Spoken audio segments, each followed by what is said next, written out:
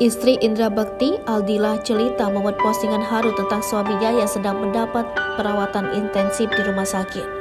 Dalam unggahan Instagram pada Kamis 29 Desember, Aldila Jelita membagikan potretnya bareng Indra Bekti. Dia meminta kepada sang suami biar bisa sehat seperti sedia kala. Aldila Jelita mengaku sangat merindukan Indra Bekti. Dia berharap agar suaminya itu bisa cepat pulih. Tidak menunggu lama, postingan ini pun langsung banjir komentar warganet. Seperti diketahui, Indra Bekti mendadak tak sadarkan diri pada saat siaran radio pada Rabu 28 Desember 2022. Dia pun langsung dilarikan ke rumah sakit lantaran mengalami pendarahan di otak.